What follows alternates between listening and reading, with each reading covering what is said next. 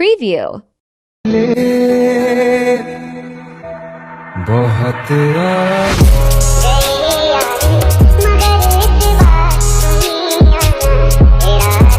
හරි ඉතින් මේ වීඩියෝ හදාගන්න කලින් යට තියෙන description එකේ තියෙනවා CapCut template එකට යටින් audio link කියලා. ඉතින් ඔයාලා ඉස්සෙල්ලාම download කරගන්න ඕනේ. ඉතින් ඊට පස්සේ download කරගත්තා නම් ඊට පස්සේ CapCut template link එක click කරන්න. ඊට පස්සේ මේ වගේ තැනකට එන්නේ.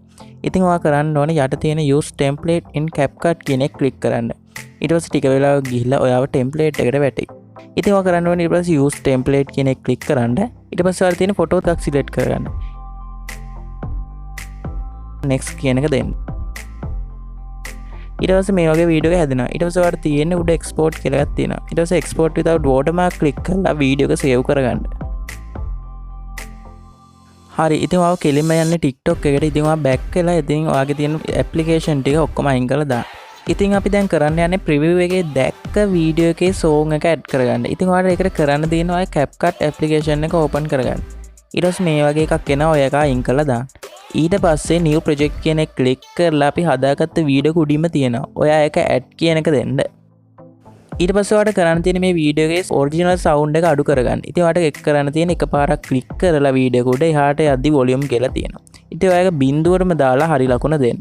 හරි දැන් ඔයාලට කරන්න තියෙන්නේ download කරගන්න කිව්ව song එක තෝරගන්න. ඉතින් ඔයා add song වලට ගිහලා song වලට ගිහිල්ලා ඔයා ඒ song එක තෝරගන්න ඕනේ. ඉතින් ඔයාලට තෝරගන්න බැයි නම් මම ඒක save කරලා තියෙන්නේ DLK 9 කියලා.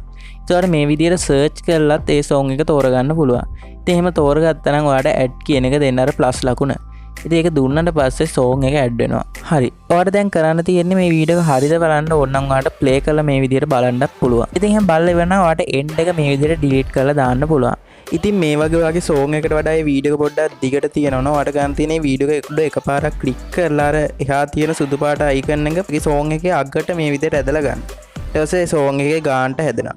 ඊට පස්සේ ඔයාලට උඩින් resolution එක තෝරගෙන export කරගන්න පුළුවන් අර ඊතලයේ click කරලා. ඉතින් මේ විදිහට වීඩියෝ එක හදාගන්නේ. ඉතින් අලුත් වීඩියෝ එකකින් නැවතත් හම්බෙමු. සුබ දවසක් ඕගොල්ලන්ට.